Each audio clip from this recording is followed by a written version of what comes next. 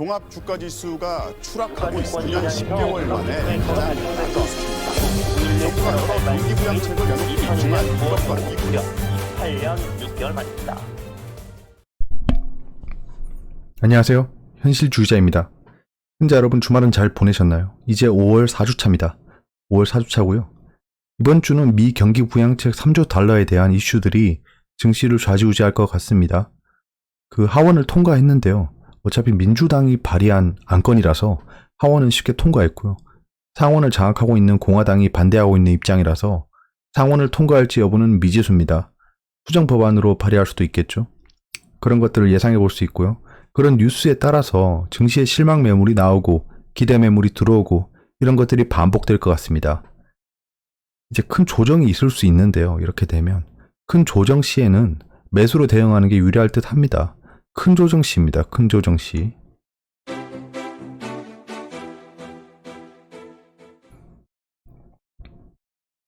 네, 세계 정치 경제 시황 지도입니다.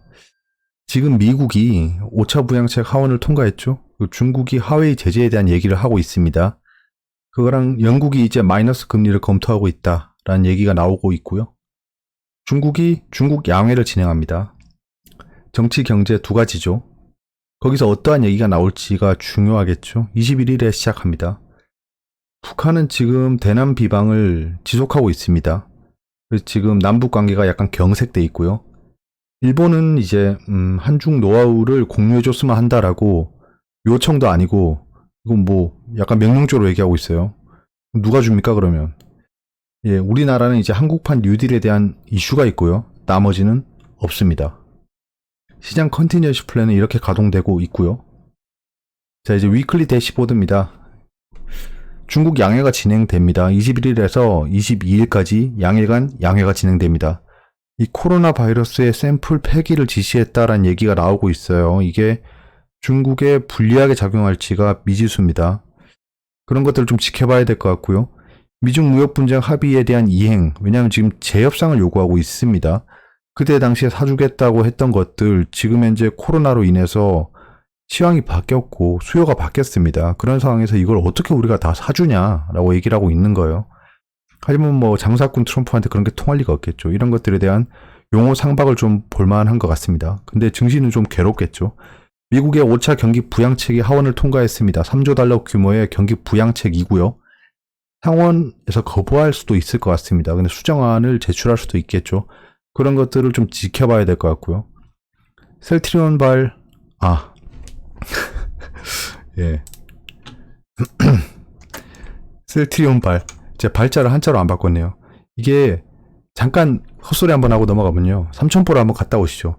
이 한자를 쓰는 거에 대해서 불만이 많습니다. 사람들이 회사에서도 그래요. 저는 기획이랑 전략을 하고 있습니다. 그래서 이 한자를 굉장히 많이 쓰는데요. 여기서 발자를 한자로 바꿔야지 안 헷갈립니다. 그러니까 한자를 멋으로 쓰는 게 아니에요. 축약의 용도도 있고요. 그 다음에 한자는 상형 문자입니다. 그렇기 때문에 딱 보기만 해도 무슨 뜻인지 알아요. 그러니까 미라고 하면 이게 아름다울 미라고 생각하지 않고 보자마자 미국이라고 알잖아요. 그런 용도로 한자를 제대로 써야 됩니다. 그러니까 멋으로 쓰는 게 아니에요. 저는 기획서랑 전략 보고서를 굉장히 많이 씁니다. 그래서 뭐 다른 주식 유튜버들하고는 질적으로 다릅니다. 분석하는 스킬이. 이건 제가 자부할 수 있어요. 자, 치료제 백신 진단 키트 소식.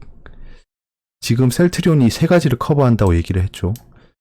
셀트리온 헬스케어의 순이익이 12배 상승했다라는 기사로 그 장후에 떴습니다. 그런 것들이 약간은 바이오의 호재가 될 수 있겠죠. 바이오의 악재랑 호재가 난립하고 있습니다.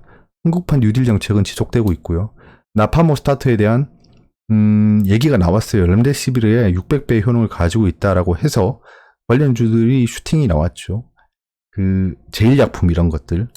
제가 지금 코로나 치료제 백신 개발 현황이라는 자료를 작성해 보려고 관련 자료를 공부를 좀 했습니다. 근데 이건 진짜 욕심이죠. 지금 코로나 이후 산업 패러다임의 변화란 자료도 작성 못하고 있으면서 작성하고 싶은 자료만 많아지고 있어요. 이런 것들을 좀 정리해서 알려드리는 게 제가 할 일인 것 같습니다. 그래야지 좀 현황을 한 번에 알 수 있잖아요. 그런 게 좀 중요한 것 같고, 이런 대시보드가 굉장히 중요한 것 같아요. 악재 포인트는 이제 두산 항공사 채권단이 계속 압박을 주고 있습니다. 두산은 이제 두산타워 매각을 한다라고 얘기를 하고 있죠. 자구책을 계속 내놓고 있어요. 그런 것들에 대한 이슈를 트래킹해 봐야겠죠. 대한항공이 유상증자를 진행한다고 합니다. 한진칼도 참여를 했고요. 근데 자기들의 유상증자를 통해서 참여하지 않습니다. 그렇게 되면 지분 경쟁이 굉장히 불리해질 수 있고 갑자기 KCGI가 유상증자에 참여하겠다라고 하면 그때부터는 난리가 날 거예요.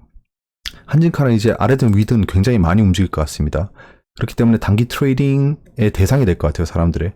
저도 단기 트레이딩 대상으로 보고 있습니다. 중국발, 이 발자도 헷갈리죠. 예. 중국발인지 중국발인지 무슨 소리야. 중국발 코로나 규책 여부 이런 것들이 국제사회의 비난을 받고 국제사회에 고소를 당할 수 있습니다. 이런 것들을 좀 봐야 될 것 같고요. 그럼 중국이 약간 어려워지겠죠. 그럼 중국은 우리 마음속으로는 사람들이 굉장히 싫어하지만 중국이 고꾸라지는 순간 우리도 고꾸라집니다. 이건 어쩔 수 없어요. 저번에 말씀드렸죠. 이 디펜던시가 굉장히 높습니다. 그럼 아사리 우리 국민들이 그냥 더 열심히 공부하고 산업을 일으켜서 중국에 대한 디펜던시를 낮춰야겠죠. 욕하는 것보다는. 미현준 파월 의장의 발언이 계속 이어질 겁니다. 마이너스 금리에 대한 언급 여부죠. 지금 마이너스 금리는 검토하고 있지 않다고 했습니다. 우리나라 언론의 기레기들은 마이너스 금리를 배제하지 않는다라고 막 기사를 뿌려대고 있더라고요. 말도 안 되는 소리입니다. 그런 말 안 했어요. 예. 이거 원문을 읽어보고 하면 저는 어차피 국내 뉴스는 안 봐요. 예. 그냥 파월 의장이 발언했는 거를 녹취록으로 전달해주는 외신 기사를 봤습니다.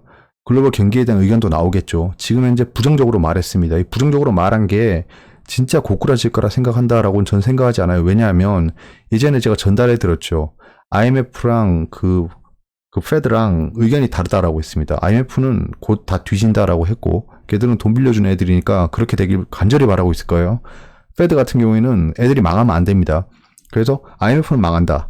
페드는 V자 반등한다라고 얘기했던 주체들인데 갑자기 V자 반등이 묘연할 수 있다라고 얘기했어요. 이거는 그렇게 될 거라고 생각하는 게 아니고 야 그렇게 될 수도 있으니까 너네 정책 당국자들 좀 정신 좀 차려라 라고 얘기한 것 같아요.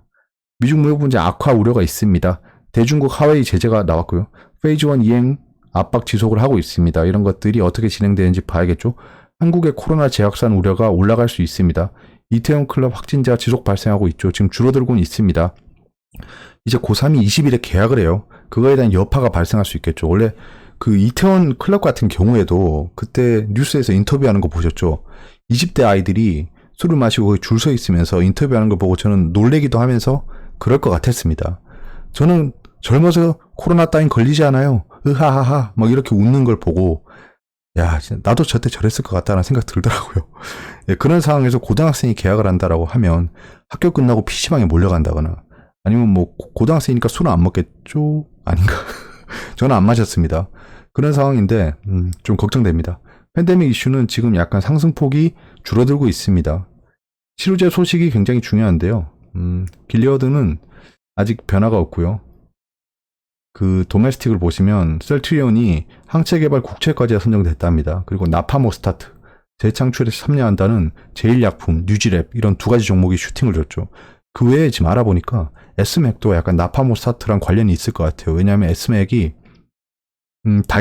다이노나랑 그 흡수합병 우회 상장을 하죠. 그런 것들입니다.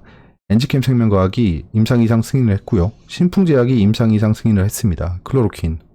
근데 클로로킨에 대한 반응이 별로 좋지 않습니다. 제가 좀 외신들을 봤는데요. 클로로킨은 가장 낮더라고요. 기대치가. 그런 거는 좀 있습니다. 나중에 정리할 시간이 있으면 제가 정리해서 말씀드리고요.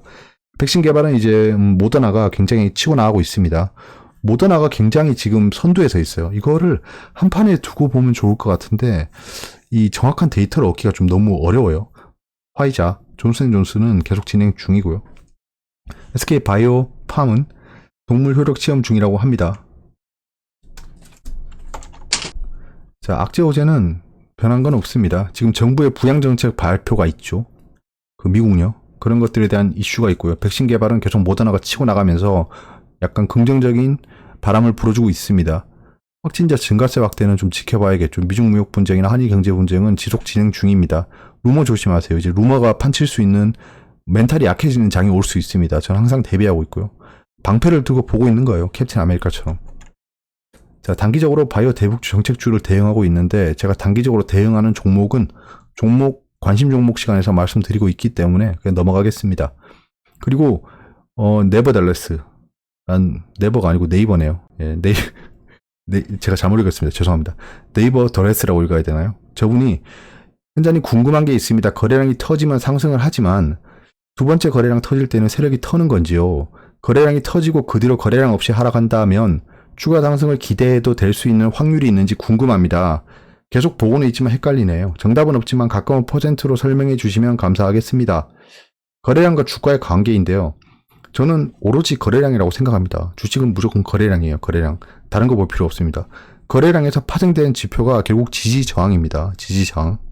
지지와 저항이고 거기서 나오는 게 또 RSI. 거래량으로부터 출발한다고 봐요. 왜냐면 거래량 없는 종목은 그냥 끝난 겁니다. 그럼 세력들은 언제 털고 나갈까?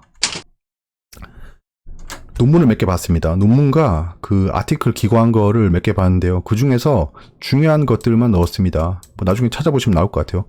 국내 주식시장의 거래량 변수의 특성에 관한 연구. 논문이 좀 믿을만 합니다. 왜냐면 논문은 실증적인 데이터로 남들의 동의를 받아야 됩니다. 사이테이션이 돼야죠. 인용이. 주식시장에서 개인 투자자의 매매 형태 및 시사점 이런 것들을 봤는데요. 자, 저 이거 오랜만에 봅니다. 아침에 작성하다 만자료예요. 거래에 영향을 미치는 기업 특성은 시장 공통의 정보로 인한 거래. 이거 정보가 있다. 그 다른 사람들이 다 볼 수 있는 정보. 뉴스에 막 삐라처럼 뿌려지는 정보입니다. 개별 주식과 관련된 특정 정보. 이거는 어떤 종목에 좀 디펜던시가 있다라는 거겠죠. 정보 측면에서 질적인 차이를 가질 수 있다. 당연하겠죠. 예. 모두가 접근할 수 있는 정보는 쓰레기입니다. 쓰레기고 특정한 계층만 접근할 수 있는 정보가 있어요. 내부자 거래 같은 거죠. 무정보 거래는 장기간에 걸쳐 시장 민감도에 유의한 양의 영향을 미치고, 양의 영향. 무정보 거래 변수를 포함한 경우 회귀 분석이 무정보 거래를 포함하지 않은 결과보다 높은 결정 개수를 보이고 있다. 무정보 거래가 굉장히 뭐랄까? 우리가 정보가 없는데 거래가 막 발생하고 있는 거예요. 약간 그런 걸 얘기하는 겁니다. 굉장히 중요하다. 중요 변수가 있다. 거래량의 정보로서 역할에 관한 연구로서 뭔 소리야 이거. 투자자들은 서로 다른 정보와 투자 기회 집합을 갖고 정보 거래뿐만 아니라 정보와는 무관한 무정보 거래를 한다는 가정에 따라 거래량의 균형 모형을 투자자 사이 존재하는 차이에 따라 거래량 다 읽을 수 없다. 아무튼 이거 한번 읽어보세요. 그 결과 거래량은 가격 변화와 배당과 양의 상관관계를 가지고 있음. 자, 거래량은 결국 양의 상관관계를 가지고 있는 겁니다. 가격 변화. 그러니까 거래량이 올라가면 주가가 올라간다라는 겁니다. 일단은 그래요. 통계적으로 그렇다라는 겁니다. 근데 정보 거래와 무정보 거래, 그러니까 정보가 있고 정보가 없고 차이에 따라서 다르다라고 좀 약간 양비론을 펼치고 있어요. 개인의 과도한 거래량 비중 추세는 이건 개인에 대한 얘기입니다. 주가의 등락에 관계없이 유지되고 있는데 주가가 크게 하락했을 때 외국인이 18%, 기관이 27%, 개인이 55%로 개인의 거래 비중이 높게 유지되고 있다라는 겁니다. 그러니까 주가가 많이 하락하면 개인의 거래량이 늘어난다라는 겁니다. 그러니까 외국인과 기관은 굴리는 돈이 크기 때문에 섣부르게 움직이지 않습니다. 만약에 악재가 발생해서 팔려고 해도 스근하게 팔아요. 이렇게. 그래서 그 사람들이 무서워하는 계단식 하락이 나오는 거죠. 이렇게. 왜냐면 이렇게 팔고 나가면 아무도 안 사가요. 그 작전 영화 보면 아시죠? 대주주가 다 팔아버리니까 하면서 한가에 갇혀버렸다라고 하잖아요. 그러니까 그렇게 되는 거예요. 지금 삼성전자 외국인이 가지고 있는 물량, 나 삼성 못 가지고 있겠어라고 다 팔잖아요. 1년이 넘어도 못 팝니다. 그러면 호재를 뿌리면서 팔아야겠죠. 아무튼 이런 그 결론이 있습니다. 거래량은 양의 상관관계를 가진다. 저는 이제부터 개인 사견입니다. 거래량 상승 지점부터 모니터링을 하기 시작합니다. 저는 제가 보고 있는 종목들 거래량이 터진 종목들입니다. 자, 이런 약간 좀 케이스가 있어요. 주가가 바닥권일 때 거래량이 상승한다. 예. 이러면 기대감이 있는 거예요. 그다음 무정보 거래입니다. 뉴스가 아무것도 없어요. 근데 주가가 이렇게 떨어지다가 갑자기 거래량이 막 올라가기 시작해요. 이렇게 막 윗꼬리 달고 떨어지고 막 이래요. 거래량 막 올라가면서 이렇게. 무정보 거래입니다. 이러면 제가 집중하기 시작합니다. 뭔가 있나 보다. 뭔가 있다가 아니고요. 뭔가 있나 보다. 주가가 고가권일 때 거래량이 상승한다. 저는 이거는 주가가 이렇게 올라가다가 갑자기 거래량이 막 올라가요. 여기서. 그러면 손바뀜이 일어난다고 봅니다. 결국에는 여기서 산 사람이 난 여기까지라고 하는 매도 플러스 여기서 주가가 떨어지지 않는다면 나는 이거보다 더 올라갈 것 같아. 그러니까 강남 아파트랑 똑같은 거죠. 강남 아파트도 엄청 올랐는데 손바뀜이 일어나잖아요. 난 더 올라갈 것 같은데 라고 사는 겁니다.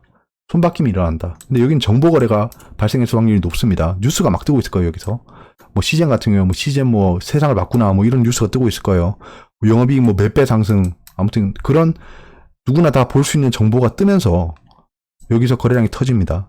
그러니까 질문하시는 분들 그 내용을 보면 우리가 다 뉴스에서 접할 수 있는 정보로 판단을 하고 계신 걸 봤어요. 그러니까 뭐 이래 뭐 호재가 발생했는데 이거는 더 갈 수 있는 거 아니냐. 그러니까 그런 거는 확정할 수 없다는 겁니다. 그러니까 너도 알고 나도 알고 다 아는데 거기서부터는 그냥 가슴으로 거래하는 거예요. 나는 모르겠고 간다 안 간다 약간 이렇게 되는 겁니다. 그래서 저는 이럴 때 털고 나오는 편이에요. 보시면 알겠지만. 왜냐하면 저는 가슴으로 거래하지 않거든요. 예. 저가권일 때 뉴스가 발생했는지 저가권일 때 자, 저가권일 때 뉴스가 발생하면 자 이렇게 떨어지고 있는데 갑자기 여기서 뉴스가 나와요. 웬만하면 손대지 않습니다. 여기서 뉴스가 나오면 웬만하면 손대지 않아요. 제가 아는 뉴스면 괜찮은데 의도적인 뉴스가 있을 수 있습니다. 그러니까 여기서 갑자기 뭐 호재가 나옵니다. 호재가 나오면서 쭉 올라요. 그러면 왜 하필 이 타이밍에 호재가 발생했을까라는 생각이 들어요. 이렇게 다 뒤질 것처럼 내려가던 주식이 갑자기 호재가 발생해요. 그러면 이 호재가 갑자기 전날에 그 CEO가 술 먹다 발생했냐? 그것도 아닐 거예요. 그러니까 여기서부터 나오고 있는 호재였을 건데 왜 이때는 주가를 부양 안 시켰던 거죠, 그럼? 분명히 알고 있는 사람들이 많았을 거고 제가 저번에 그 정보의 프로파게이션을 말씀드렸죠. 이렇게 사촌 동생이 알고 그 다음에 사촌 동생이 알고 쭉 갑니다. 결국에 저한테 정보가 왔다는 건 이미 다 닳고 누가 막 다 빨아먹은 정보예요. 그럴싸한 뉴스라면 이제 들어오기 시작할 것. 예. 그럴싸한 뉴스가 나오면 이제 사람들이 들어오기 시작할 겁니다. 예. 이거 뭐야? 마치 내가 세상의 기밀을 안 것처럼 야, 이 종목이 어떤 종목인지 알아? 이렇게 얘기하면서 들어갑니다. 고가권일 때 뉴스가 발생했는지 고가권에서 뉴스가 발생하면 웬만하면 손대지 않습니다. 똑같습니다. 의도적인 뉴스라고 판단해요. 예, 추가 발생 가능 호재가 있는지 판단합니다. 그러니까 예전에 제가 시젠 예를 들었죠. 시젠이 이렇게 올랐을 때 지인이 샀는데 왜 지금 샀냐 좀 기다려라 라고 해서 이렇게 떨어졌을 때 그때 그분한테 제가 말씀드렸던 게 있어요. 앞으로 시젠이 어떤 일이 발생할 것 같냐라고 해서 여러 가지 얘기를 해봤어요. 그러다 보니까 뭐 해외에서 수출이 늘어나고 그 다음에 뭐 코로나가 확산되고 뭐 이런 일들이 발생할 거다. 그러면 지금 살 게 아니고 좀 조정 모형으로 사면 되지 않냐라고 해서 지금 이까지 올라왔죠. 자, 이 상태에서 또 뉴스가 나오고 있는 거예요. 그러면 이 뉴스가 끝인지 그 다음 뉴스가 있는지를 판단하는 거예요. 제가 9일 제지로 홀딩하고 있는 거랑 똑같은 거예요. 예, 9일 제지의 다음 뉴스를 기다리고 있는 겁니다. 그러니까 추가 발생 가능 호재가 있는지를 판단하는 거예요. 거래량 없이 하락한다. 알 수 없습니다. 예, 이런 거 알 수 없어요. 거래량 없이 하락한다. 자, 질문 주신 건데요. 쭉 올랐다가 거래량 없이 하락해요. 자, 그러면 여기서부터 사람들이 수가 들어옵니다. 엘리어트 파동이니 피보나치 되돌림이니 막 난리쳐요. 거래량 없이 하락하는 건 조정이다. 아름다운 조정이다. 뭐 이러면서 막 선 긋기 시작합니다. 여기서 반등한다. 여기서 반등한다. 이러고 있어요. 저는 이거는 100% 말씀드릴 수 있는 게 알 수 없습니다. 왜냐하면 트레이딩을 굉장히 많이 해보신 분들은 아실 거예요. 거래량 없이 떨어진다고 샀다가 계속 떨어지는 경우가 다반사입니다. 다반사예요, 진짜. 어느 누구도 그 버스를 준비해놓고 여러분 이거 상승하는 버스니까 어서 타세요라고 해주는 사람 아무도 없어요. 예, 거래량이 하락한다고 해서 상승할 것 같으면 거래량 하락할 때 다 들어가야 됩니다, 사람들. 근데 아니잖아요. 근데 거래량이 없으면서 하락하는데 사람들이 들어오기 시작하면 거래량이 늘겠죠. 약간 그런 겁니다. 정보 유무에 따라 다른 거죠. 정보가 있다면 의심해 봐야 돼요. 이렇게 떨어지는데 정보가 계속 호재가 나오고 있어요. 그럼 의심해 봐야 됩니다. 그리고 저는 이런 추세가 있으면 추세 깨는 걸 집중합니다. 추세를 반드시 지키고 가는 거는 재미없습니다. 그건 예, 저는 의심부터 하고 봐요. 정보가 없다면 대기합니다. 약간 이렇습니다. 이게 답변이 됐을지 모르겠네요. 그러니까 이거는 카멜레온처럼 대응을 해야 됩니다. 그러니까 주가가 하락하는데 거래량이 없구나. 그럼 매수해야지라고 했다가 물린 적이 전 너무 많습니다. 예전에 진짜. 그 공식처럼 생각하면 안 된다는 거예요. 퍼센테이지도 없습니다. 그러니까 저는 약간은 이거는 그냥 제 노하우니까요. 넘어가겠습니다. 아무튼 좀 의심하고 봅니다. 자, 삼성전자 주요 흐름입니다. 이거 말씀드렸는데 종목 분석을 안 보시는 분들이 많습니다. 그래서 간단하게나마 다시 말씀드리고 넘어가겠습니다. 이게 5월 13일 기준으로 삼성전자의 흐름인데요. 지금 현재 삼성전자는 제가 말씀드렸던 흐름대로 흘러가고 있어서 뭐 딱히 뭐 난유입니다. 예. 지금 지지선 긋고 지금 계속 이렇게 보고 있어요. 이게 이까지 올지 갈지는 지켜봐야 되지만 저는 사실 이거에 대해서 베팅하고 싶지 않습니다. 왜냐면 제가 기다리고 있는 매수 라인은 여기가 아니에요. 그렇기 때문에 여기로 오든 올라가든 저랑 관계가 없어요. 그래서 계속 지켜보고 있는 거고요. 방향은 정해지지 않았습니다. 지금 현재 이까지 떨어질 확률이 있다라고 지금 베팅하고 있는 거고요. 시장은. 근데 보란듯이 여기서 매수가 들어와서 올라갈 수 있다는 겁니다. 그러면 저랑 관계는 없어요. 현재까지는. 자, 이재용이랑 정의선 씨가 이례적으로 만났다. 경제위기 방증이라는 쓰레기 기사. 화웨이 초강도 압박. 이거는 삼성 SK의 반사이익이 가능합니다. 이 전원 음성 나왔다. 좋은 거죠. 반도체 쪽에. 미중 다툼에 새우등 터지게 생긴 삼성전자의 선택은 공격적인 투자로 이어갈 것 같습니다. 그런 뉴스가 많이 뜰 거예요. 왜냐하면 경쟁자가 지지부진해지면 2등, 3등에겐 기회입니다. 이 삼성전자 제쳤다. 중국의 술회사를 비교한 쓰레기 기사. 이런 것들이 자꾸 개인 투자자의 투심을 흐트리고 있습니다. 신용이 증가하고 있고요. 조심하셔야 됩니다. 신용이 증가하고 있습니다. 신용이 한번 줄어들어야 될 거예요. 상승하려면. 가격 상승할 때 보시면 자 보세요. 이까지 이렇게 가격이 하락했어요. 신용 계속 올라가죠. 근데 가격이 상승하기 시작하니까 신용이 줍니다. 그리고 이렇게 지리하게 횡보하는 기간이 발생합니다. 삼성전자가. 왜냐하면 개인 투자자들을 다 지쳐서 떨어져 나가게 해야 됩니다. 이렇게. 그런 것들 생각해 보시고요. 이거는 삼성전자랑 TSMC랑 비교했던 건데요. 그림으로 붙여넣긴 했지만 간단하게 말씀드리겠습니다. 지금 외국인이 한국을 떠나는 건 한국만 떠나는 게 아닙니다. 아시아를 떠나고 있는 겁니다. 대만도 엄청나게 팔고 있고요. TSMC도 동일하게 팔고 매수세가 들어가고 있지 않습니다. 왜냐하면 이 위험 자산을 줄이고 있는 거고요. 블랙록 같은 MSCI 펀드가 그냥 아시아를 기계적으로 팔고 있는 거예요. 왜냐? 미국인들도 지금 현재 금융위기를 직감했을 겁니다. 그래서 지금 블랙락 쪽에 얘기하는 거죠. 야 펀드 좀 빼자. 아시아는 좀 빼자. 아시아는 이게 작전주야 이러면서 다 빠지고 있는 거예요. 세계 경기 침체 우려로 반도체 수요 불황을 대비하고 있는 거라고 생각합니다. 디램 지수가 계속 꼬꾸라지고 있어요. 필라델피아 반도체 지수도 연동돼 있습니다. 그렇기 때문에 떨어지고 있는 거고요. 자, 대만도 떨어지고 아시아도 코리아도 떨어지고 있습니다. 근데 반등폭이 한국이 더 강합니다. 근데 대만은 많이 안 떨어지고 그럭저럭 반등한 상황이에요. 근데 삼성과 TSMC를 보시면 삼성도 반등을 크게 못하고 있고요.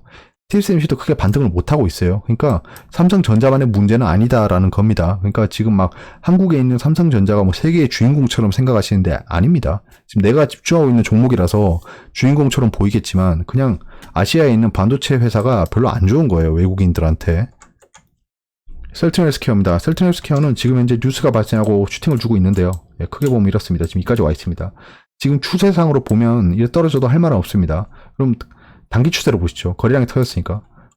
그냥 터진 추세로 보면 약간 이 정도로는 갈 수 있다는 거예요. 그래서 전 10만원에서 슈팅이 나오면 10만원에서 매도를 하려고 했어요. 근데 슈팅이 안 나왔죠. 그래서 일단 홀딩하고 있고요.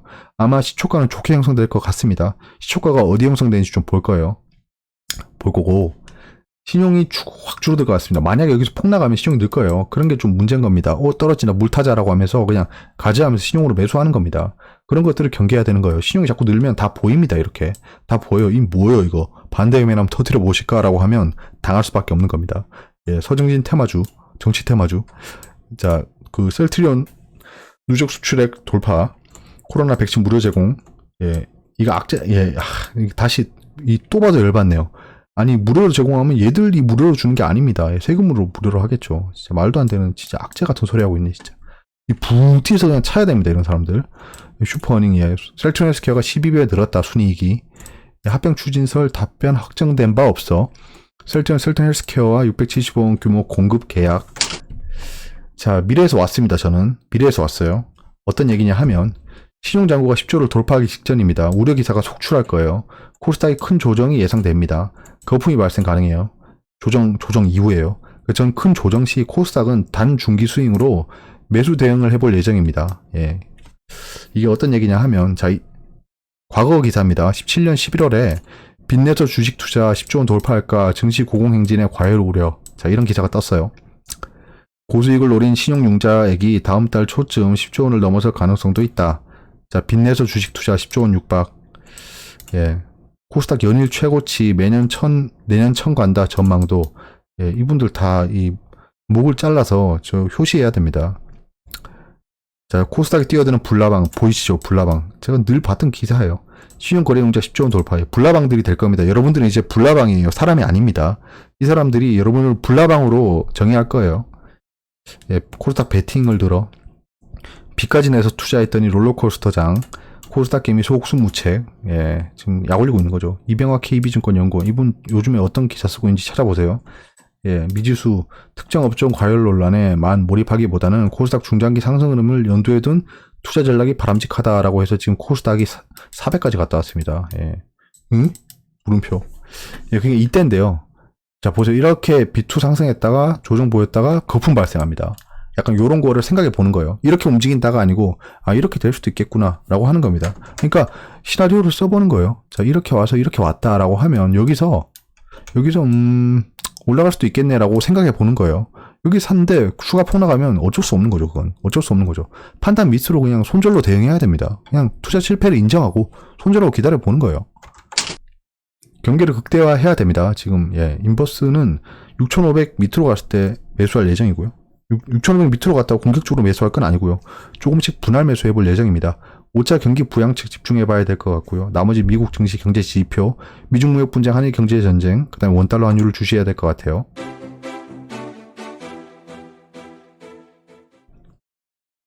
외신입니다. 자, 외신은 페드가 600개 정도의 작은 은행들이 탭했답니다. 약간 항복했다라는 뜻 같은데요. PPP라고 하면 Pay Protection Program인가 그렇습니다. 거기에 신청했답니다. 예, 이제 구제금융을 계속 신청하고 있다는 거고요.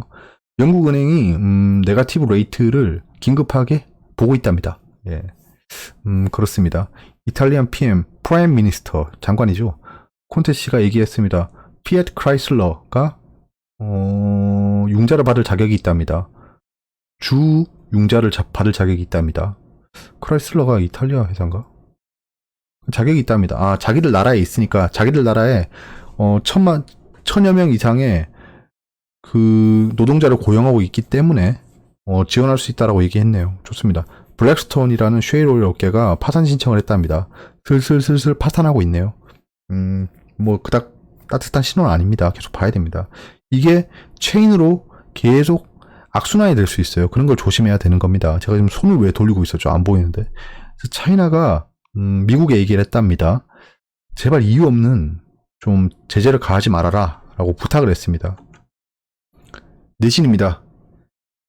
대기업의 33%가 코로나 위기 6개월 더 가면 인력 감축이 불가피하다라고 하는 겁니다. 예, 코로나 위기가 6개월 더 가면 망합니다. 진짜 망해요. 예, 글로벌 서플라이 체인이 다 망가집니다. 이거는 뭐 대기업 감축으로 끝날 건 아니에요. 증시도 완전 망가지겠죠. 예, 코로나 위기가 6개월 더 간다는 건 결국에는 여기서 좀 유추해낼 수 있는 건 치료제 개발에 실패했고요. 백신 개발이 미비해지고 있고요. 약간 그런 겁니다. 백신 개발에 대한 호프가 있어야지 사람들이 다시 여행을 가고 다시 공장을 나가고 그렇게 하는 겁니다. 드디어 원금을 회복했는데 마음고생한 개미들의 새로운 고민. 자, V자 반등 없다라고 하는 놈들이 쓴 기사일 겁니다. 아마 잘 읽어보세요. 이런 거. 예, 너네 지금 안 팔고 뭐하니라는 겁니다. 왜냐하면 지금 너네 기회비용 더 하락하면 너네 지금 본전도 못 찾을 거야 라고 얘기하고 있는 기사예요. 잘 읽어보면 진짜 나쁜 놈들입니다. 나쁜 놈들이에요. 이거 여러분들의 마음에 인셉션 하는 겁니다. 대놓고 얘들아 떡락해 라고 하는 시기는 지났고 그거 통하지도 않았으니까 여러분들 마음속에 그렇게 얘기하는 겁니다. 하락할 수도 있어요. 하락할 수도 있는데 이런 식으로 하락을 유도하는 건 진짜 나쁜 놈들입니다. 전공법을 써야 되는데 이 돈과 언론을 쥐고 있으니까 완전 쥐락펴락하고 있는 거예요. 그래서 데이터를 가공해서 냉정하게 볼 줄 알아야 됩니다. 저놈들의 말만 귀 기울일 게 아니고 내가 데이터를 관찰하고 그 다음에 이놈들 말만이 아니고 다른 언론 그 다음에 외국 외신들을 보면서 좀 판단을 해봐야 돼요. 6개월 새 1300% 상승한 신라젠이 퇴출한다. 17만 개미 발동동이란 기사인데요. 이거 진짜 얼마나 쓰레기 기사인지 알겠죠. 신라젠이 퇴출되고 안 되고는 중요한 게 아닙니다. 근데 제목에다가 6개월 새 1300% 올랐다라고 했는데 이게 옛날 얘기입니다. 옛날에 신라젠이 시총이 막 10조가 넘어갈 때 그때 얘기를 하는 거예요. 나쁜 놈들이죠. 예. 지금 보면 그냥 다 이런 쓰레기 기사는 치우고요. 내용에 신라젠이 실질 심사 대상으로 결정되면 거래소는 15일 이내 신라젠으로부터 개선 계획서를 받고 기업심사위원회 심의를 열어 상장 폐지 또는 개선기간 부여 여부를 결정한다. 이 일정이 나오겠죠. 그러니까 신라젠이 상장 폐지되고 안 되고는 사실 지금 와서 어떻게 할 수 없습니다. 지금 제가 신라젠 영상을 올리니까 굉장히 반발하는 댓글들이 많습니다. 그러니까 상장 폐지가 안 된다는 개소리 하지 말아라라고 저한테 하시는데, 저는 상장 폐지가 안 된다라고 한 적 없습니다.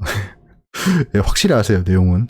그러니까 여러 가지 경우의 수를 본 겁니다. 여러 가지 경우의 수를 본 거고, 지금 거래 정지 상태에서 도대체 무엇을 할 수 있겠습니까? 예, 거래 정지잖아요. 지금 내일 팔 수 없습니다. 그런 상황에서 상장 폐지가 된다라고 쳐요. 그러면 안 될 수 있는 확률도 있다라는 걸 봐야 되는 거겠죠. 그러니까 만약 뭐 상장 폐지 된다고 해봐야 뭐합니까? 상장 폐지 될 확률이 높죠. 지금 상황이 별로 안 좋습니다. 안 좋은데 이런 케이스도 있습니다라고 해서 생각을 해보자는 거죠. 제가 뭐 그렇게 한다고 해서 내일 신라젠에 모든 매수세가 들어오고 이런 상황이면 말을 다르게 해야겠지만 그냥 현재 케이스를 다 보는 겁니다. 그런 거에 좀 집중해 보시기 바랍니다. 현상에 집중해야지 이 화가 나서 다른 사람들에게 이 전체 공격을 할 필요 없는 거예요. 항공주에 이어 은행주도 순매수, 버핏과 반대로 가는 개미들. 예, 이건 버핏과 반대로 간다고 나쁠 건 없는 겁니다. 예, 뭐 저기 투자한 개미들 잘 되길 바랍니다. 근데 은행주는 저는 좀 아닌 것 같습니다. 사실 개인적으로. 왜냐하면 금리가 낮아지고 있습니다. 지금 은행은 금리가 낮아지면 대출을 많이 해가겠지. 약간 이런 생각을 많이 하는데요. 그건 옛날 얘기고요. 은행은 이제 인베스트먼트입니다. 은행은 투자로 돈을 벌고 있어요. 그런 상황에서 금리가 떨어지면 별로 안 좋은 거죠. 별로 안 좋은 거죠. 더군다나 금리 상승에 베팅하는 거는 더 안 좋은 겁니다. 미국 반도체 공장 짓는 TSMC, 긴장하는 삼성 파운드리. 예, 삼성도 뭐 미국이 짓겠죠. 예, 삼성도 미국이 짓겠죠.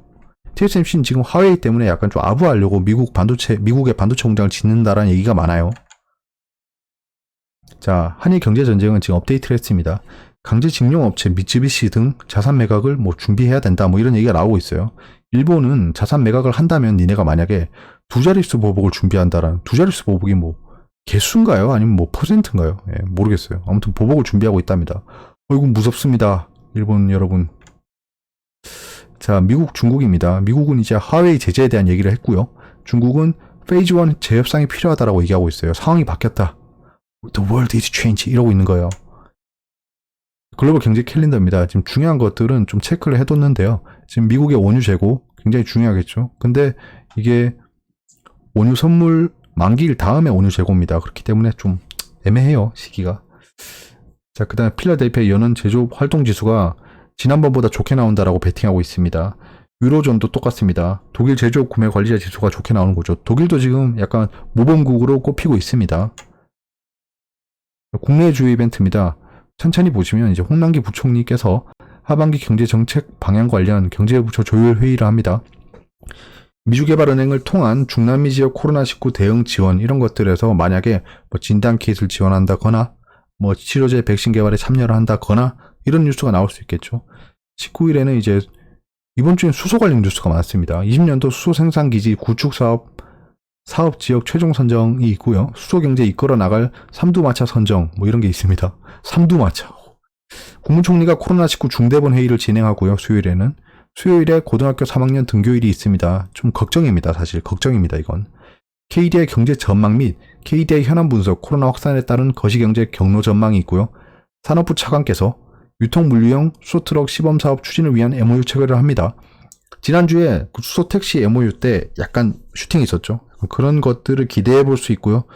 20년도 수소버스용 충전소 실증사업 지역 최종 선정 이런 것도 있습니다. 그 다음 민간 공동 협력으로 ASF 항체 진단키트 개발 성공이라는 뉴스가 나올 것 같습니다. ASF면 아프리카 돼지열병이죠. 아프리카 글자 빼라니까 진짜. 지역명 하지 말자면 아프리카 힘없다고 자꾸 붙이는 거야. 20년 1분기 중 가계신용이라는 지표가 나옵니다. 4월 생산자 물가지수도 나오고요. 저게 무슨 말이죠? 1분기 중 가계신용. 아무튼 1분기 가계신용이 나온다는 거예요. 목요일에는 37개 우수 신기술, 신제품 취득 기업이 기술적 진보에 앞장서다라는 게 있는데요. 그럼 37개 우수 기업에 대한 발표가 있겠죠. 그럼 그 기업들이 또 상한가 가고 막 난리칠 거예요. 미리 알 수 없으니까 좀 아쉽네요. 그 다음에 20일 금요일에는 홍남기 부총리께서 아태 지역 코로나19 대응을 위한 국제 공조 강조, 약간 이런 것들에서도 뭐 진단키트를 수출한다거나 이런 얘기가 나올 수 있겠죠. 20년 동절기 대비 선제적 조류 인플루엔자 방역 대책 추진, 이러면 조류 인플루엔자 방역주가 또 막 VI에 걸리고 그럴 거예요. 이런 종목들은 VI에 걸렸을 때 파는 게 진짜 미덕입니다. 한번 보세요. 자, 일정입니다. 지금 5월 19일이 6월 인도분 유가 선물 만기일입니다. 이때 또 마이너스 기록할지가 궁금한 거겠죠. 이때 마이너스 기록 안 하면 아마 좀 분위기가 좋아질 것 같습니다. 여기 보시면 롤오버에 대한 그 설명이 있는데요. 시간 관계상 넘어가겠습니다. 그냥 보시면 알 것 같아요. 그 다음에 다음 주 중국 양해가 개최되고요. 그거 외에는 일정이 없습니다.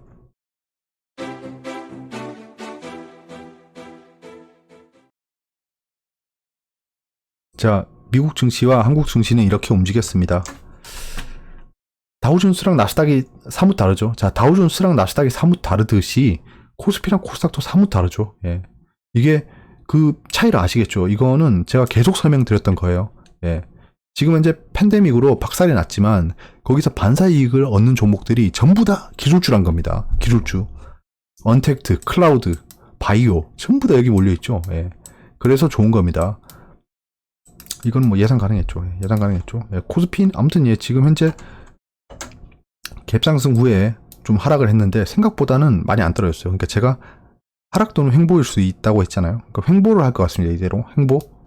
코스닥은 약간 조정이 나와도 뭐 인정해야죠. 이 정도면 인정해야죠. 조정 나오면. 아 그래 너무 많이 달렸지. 사실 뭐 이 종가에 코스닥 레버리지를 사신 분은 없겠죠. 더 올라갈 수 있어요. 올라갈 수 있는데 좀 위험하잖아요. 예. 다우존스도 지금 약간 상승 반등을 하고 있는데요. 거래량이 좀 안 터지고 있어요. 이게 좀 불안합니다. 거래량이 쫙 터지면서 약간 이렇게 되던가 이렇게 되던가 해줘야 됩니다. 그래야지 아 이제 고개를 틀었구나 라고 생각할 수 있는 거고요. 지금 21선이나 61선을 좀 봐야 돼요. 그런 것들. 나스닥도 지금 코스닥이 더 세구나 라고 할 수 있는데요. 아닙니다. 예, 나스닥은 훨씬 더 많이 올랐다 떨어진 거예요. 그러니까 나스닥이 지금 훨씬 셉니다. 코스닥보다. 근데 수급상으로 보면 코스닥이 더 강하긴 합니다. 왜냐면 매물대가 좀 이렇게 돼 있죠. 매물대가 여기 있기 때문에 이 사람들이 살려주세요 하다가 지금 지쳐서 여기서 나가 떨어질 수 있습니다. 그런 것들. 숏포지션인데요. 숏포지션 보시면 신용이 굉장히 많이 올라갔습니다. 예, 신용이 굉장히 많이 올라갔고 다음 주면 10조를 넘을 것 같아요. 아마 하락을 크게 하면 신용 확 늘 것 같습니다. 확 늘었다가 신용이 확 줄겠죠. 이런 식으로. 예, 그러면 안 되는데 아무튼 신용을 지금 너무 무지막지하게 쓰고 있어요. 근데 지금 상승장에서 반등장에서 쓰고 있는 신용이라서 뭐 나름 나쁘지 않다고 보고 근데 신용이 코스닥으로 몰리고 있어요. 그러면 코스닥 한번 박살나면 장난 아닐 겁니다. 장난 아닐 거예요. 그런 것들을 좀 경계해야 된다는 거겠죠. 그러니까 코스닥이 이제 묻지마 투자. 모두가 돈 버는 시장은 지나갔습니다, 지금. 예. 모두가 돈 버는 시장은 이때부터였어요. 이때부터였어요. 저도 이때가 투자의 적기라고 말씀드렸었는데, 그때 욕 진짜 많이 먹었죠. 예. 예. 지난 다음에는 뭐 다 잠수했습니다. 그분들. 오지도 않아요, 이제. 슬슬 제 생각이 날 텐데. 아무튼 지금 모두가 돈을 버는 장은 지나가고 있습니다. 이제는 진짜 실력이 나오는 겁니다. 차별화 장세가 진행될 거예요. 이때는 뭐 아무거나 사도 올라갔죠. 예. 또 공매도 잔고랑 좀 줄고 있어요. 예. 공매도 금지가 6개월간 이건 언제 볼 수 있을지 모르겠네요. 자, 코스피 200 이것도 지금 고장난 시기에